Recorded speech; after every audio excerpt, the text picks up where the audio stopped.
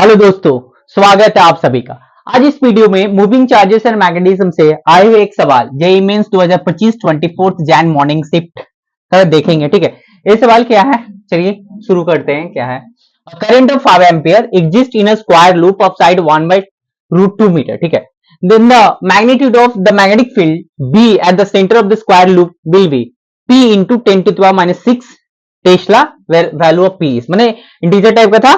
ठीक है, P का वैल्यू यहाँ पे पूछा है। ठीक है, पहले समझते सवाल क्या है भैया। एक स्क्वायर है, स्क्वायर लूप है, ठीक है, जिसका साइड वो लोग दे दिया है।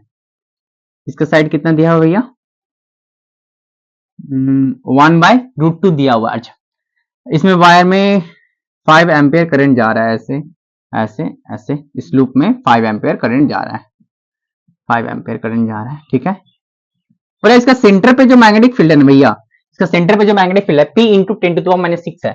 B जो सेंटर पे है वो P इंटू 10⁻⁻6 है। बोला है कि आपका P का वैल्यू बताने हैं। ठीक है, तो ध्यान से देखिए, इसको ना हम लोग एक फाइनाइट वायर में कन्वर्ट करेंगे। 4 फाइनाइट वायर, ऐसे ऐसे फिर ऐसे ऐसे फिर ऐसे। ठीक, अच्छा देखिए, एक फाइनाइट वायर है, ठीक है, ऐसे ऐसे इस P पॉइंट पे मान लीजिए इस एम पॉइंट पे हमको मैग्नेटिक फील्ड निकालना है। इसमें मान लीजिए करंट आई जा रहा है, यहाँ से परपेंडिकुलर जो डिस्टेंस है भैया, ये वाला D है, ये वाला एंगल अल्फा 1 है, ये वाला एंगल अल्फा 2 है। ठीक है, तो इसका जो फॉर्मूला होता है भैया, करंट इस वायर का लेंथ कितना L है, ठीक है, जो भी हो, तो ये फाइनाइट वायर है। ठीक है, इस एम पॉइंट पे मुझे इस वायर की वजह से, इस वायर में करंट आई जा रहा है, इसकी वजह से कितना मैग्नेटिक फील्ड बन रहा है वो हमको चाहिए। ठीक है, तो मैग्नेटिक फील्ड का जो फॉर्मूला है B equal to μ0I/4 pi, distance कितना D,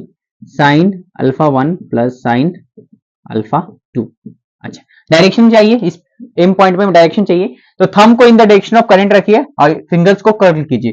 तो ये फिंगर अंदर की तरफ जा रहा है, तो इसकी वजह से जो मैग्नेटिक फील्ड बन रहा है वो अंदर की तरफ बन रहा है। ठीक है, तो यहाँ पर सबसे पहले हम देखते हैं, एक फाइनाइट वायर हो गया, एक हो गया, एक हो गया, ए हो गया, तो 4 फाइनाइट वायर्स है। ठीक है, चारों में सेम करंट जा रहा है, चारों को लेंथ भी सेम है। ठीक है, इसके वजह से जो करंट, इसके वजह से मैग्नेटिक फील्ड बनेगा अंदर की तरफ। अच्छा, इसकी वजह से बनेगा वो भी अंदर की तरफ, इसकी वजह से बनेगा वो भी अंदर की तरफ, इसकी वजह से बनेगा वो भी अंदर की तरफ। तो चारों वायर्स की वजह से जो मैग्नेटिक फील्ड बन रहा है वो अंदर की तरफ है। तो हर एक वायर की वजह से मैग्नेटिक फील्ड निकालेंगे और क्या करेंगे, ऐड कर देंगे उसको सिंपली। ठीक है, चलिए, तो इस वायर की वजह से पहले तो हमको ये वाला एंगल फाइंड करना होगा, ये वाला ये डिस्टेंस चाहिए। तो सब वायर्स के लिए देखिए, ये तो स्क्वायर है ना, तो सब वायर्स के लिए जो परपेंडिकुलर डिस्टेंस होगा सेम होगा भैया।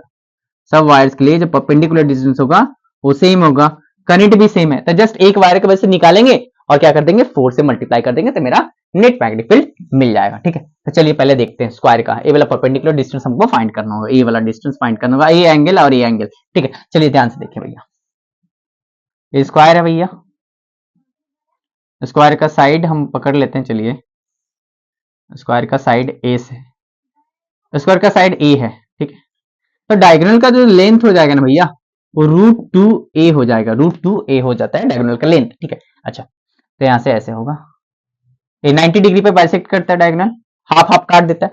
तो ये वाला लेंथ कितना हो जाएगा भैया, √2a/2, और ये वाला लेंथ भी कितना हो जाएगा, √2a/2। अच्छा, √2a/2, और यहां से परपेंडिकुलर ड्रॉप गिराते हैं, मैंने बाइसेक्टर। ठीक है, ए दोनों को क्या करता है, काट देता है, ए a/2 हो जाता है और ये भी a/2 हो जाता है। ठीक है, अच्छा, साइड ए है, ये वाला परपेंडिकुलर बाइसेक्टर। ठीक है भैया, अगर मैं इसका नाम दूं M N O, triangle M N O, तो ये वाला साइड है, ये वाला साइड बराबर है, तो ये एंगल कितना होगा भैया, ये 45, और ये वाला एंगल भी कितना हो जाएगा, 45, और ये वाला एंगल 90 होगा। ये वाला एंगल कितना होगा, 90 होगा। तो भैया लेकिन हमको ए वाला एंगल चाहिए और ए वाला एंगल चाहिए, ए वाला एंगल चाहिए, ए वाला एंगल चाहिए। ध्यान से देखिए भैया, ये 45 है तो ये 90 होगा, ये 90 है ना, परपेंडिकुलर है, तो ये वाला एंगल कितना हो जाएगा, 45, क्योंकि ये भी ट्राइंगल बन रहा है। एम, इसको मान लीजिए हम पी पकड़ते हैं, तो M P O, M P O, A 45, A 45, A 90, A 90 है 45 है, तो ऑब्वियसली 45 होना चाहिए। ट्राइंगल में 180 होता है ना, ये तीनों एंगल्स को छोड़कर, तो यहाँ पर भी 45 है, तो ये 90 होगा, तो ये भी एंगल कितना होगा, 45। तो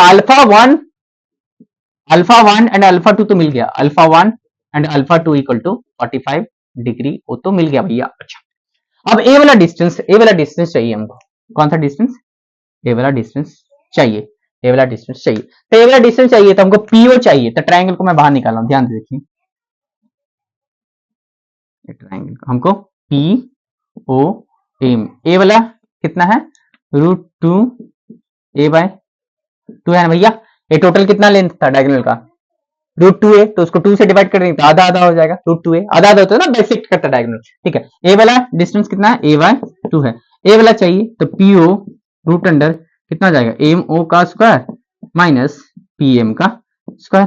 तो MO का वैल्यू कितना है भैया √2a/2 का स्क्वायर माइनस a/2 का स्क्वायर, तो कितना आ जाएगा 2a² माइनस a²/4, तो आ गया भैया a²/4, तो निकलेगा कितना a/2, ठीक है। तो अभी ऑब्वियसली भैया क्या निकालने की जरूरत है, a/2 है तो ये भी a/2 ही आएगा, क्यों, ठीक है। तो आइसोस्केलेस ट्रायंगल है भैया, a 45 है ना, तो ये भी 45, तो ये वाला जितना साइड है ये वाला भी साइड उतना ही, तो परपेंडिकुलर डिस्टेंस हमको फिर भी मैंने पूरा बता दिया कि कैसे आया, ठीक है। यहाँ तक भी सोच सकते थे 45 है ना, ये 45 है ना, तो a/2 है तो ये भी a/2 है, होगा आइसोस्केलेस ट्रायंगल, ठीक है। अच्छा, तो मुझे पता चल गया ये वाला जो परपेंडिकुलर डिस्टेंस है d का वैल्यू जो है वो पता चल गया a/2, a का वैल्यू तो हम लोग को पता है कितना है, a का वैल्यू तो दिया और साइड कितना है 1/√2, ठीक है। तो वो वाला निकाल लेते हैं 1/√2, तो d का वैल्यू जो होगा 1/√2 इंटू 2 माने 1/2√2, परपेंडिकुलर डिस्टेंस है भैया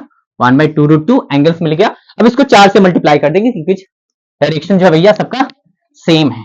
चलिए अब बी सेंटर जो होगा 4 into B due to 1 wire, ठीक है, ठीक है, हर एक वायर की वजह से सेम है और अंदर की तरफ, ठीक है। अच्छा, तो म्यू नॉट आई का वैल्यू कितना होगा, जिसको B1 मान के चलते हैं, आई का वैल्यू कितना है 5 4 पाई, डी का वैल्यू कितना है भैया 1/2√2, अच्छा साइन कितना हो जाएगा 45 प्लस साइन 45 प्लस 1/√2 प्लस 1/√2, ठीक है।